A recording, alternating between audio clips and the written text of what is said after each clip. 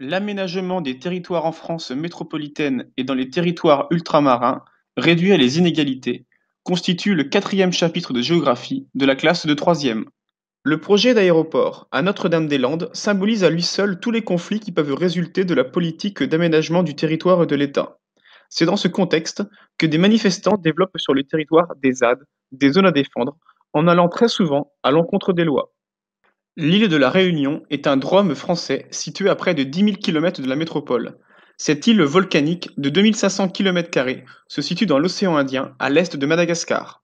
Cette île est peuplée par environ 800 000 habitants qui ont besoin pour un certain nombre de se déplacer chaque jour à l'aide d'un véhicule motorisé.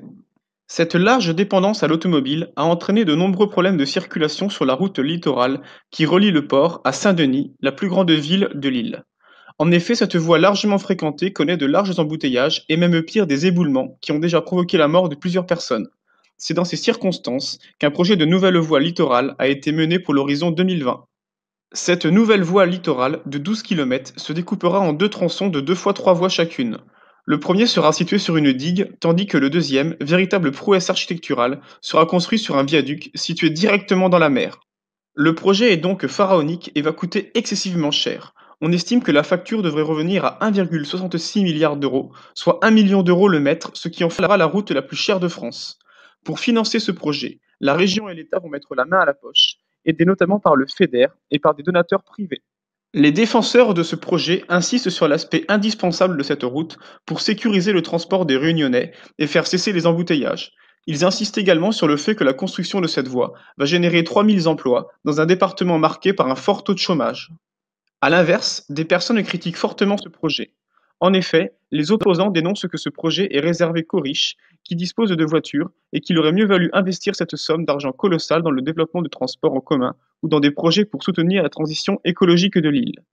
En effet, cette nouvelle voie menace la biodiversité de l'île de la Réunion, qui tire une grande partie de ses recettes économiques du tourisme.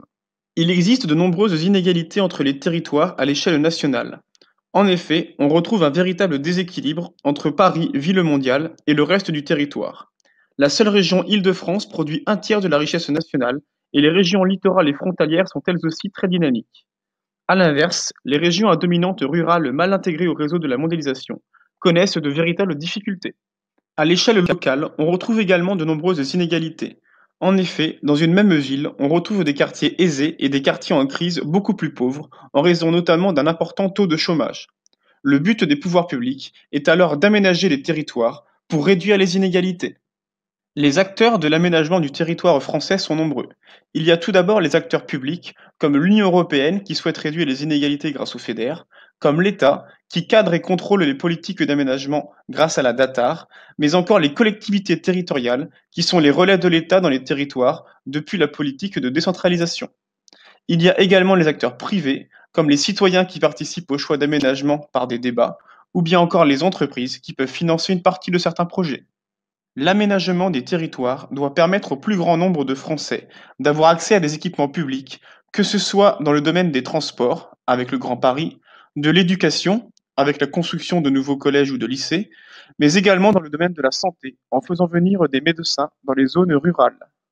La mixité sociale est un des nombreux enjeux de l'aménagement des territoires. Il s'agit ici de favoriser la rencontre entre des populations aisées et des populations plus en difficulté, à travers des domaines comme l'éducation notamment. Les politiques d'aménagement du territoire se tournent de plus en plus vers le développement durable. Ainsi, de nombreux écoquartiers fleurissent partout en France depuis quelques années, et cela permet aux habitants de vivre à proximité d'espaces verts, dans des quartiers où les transports sont écologiques et où il est plus simple de faire des économies d'énergie. Les territoires ultramarins se divisent en deux: les DROM, à savoir la Martinique, la Guadeloupe, la Réunion, la Guyane et Mayotte, et les COM, à savoir Saint-Pierre-et-Miquelon, Saint-Barthélemy, Saint-Martin, Wallis et Futuna et la Polynésie. Ces territoires sont dispersés sur toute la planète et permettent à la France de disposer de la deuxième zone économique exclusive du monde derrière les États-Unis. Les territoires ultramarins sont tous des îles, à l'exception de la Guyane. Très souvent volcaniques, ces îles tropicales offrent des paysages paradisiaques, ce qui permet au tourisme de dynamiser l'économie. Ces territoires sont soumis à de nombreux risques naturels, comme les éruptions volcaniques ou les tempêtes tropicales. Enfin, les habitants vivent surtout sur les littoraux, en délaissant l'intérieur des terres de ces territoires ultramarins. La population des territoires d'outre-mer connaît des difficultés économiques et sociales. Cela se traduit notamment par de nombreuses inégalités, ainsi qu'un taux de chômage bien plus élevé qu'en métropole. En effet, le niveau de vie est plus faible. Cependant, le niveau de développement de ces territoires est souvent supérieur à celui des pays voisins, ce qui entraîne d'importants flux migratoires, comme celui des Comoriens à Mayotte. Malgré quelques maigres exceptions, les territoires ultramarins sont très faiblement industrialisés, avec une agriculture en crise. Ces territoires reposent donc en grande partie sur les activités de services, et notamment celles du tourisme, et sur l'aide économique de la France et de l'Union européenne. L'aménagement des territoires ultramarins a pour objectif de réduire les inégalités en développant notamment des infrastructures de transport. Il s'agit également de développer l'économie de ces territoires avec les pays voisins dans un but d'intégration régionale afin de limiter la dépendance à la métropole. Les territoires ultramarins sont des espaces soumis à d'importants défis environnementaux. Ils se tournent alors de plus en plus vers l'écotourisme afin de protéger la biodiversité, comme la forêt amazonienne en Guyane.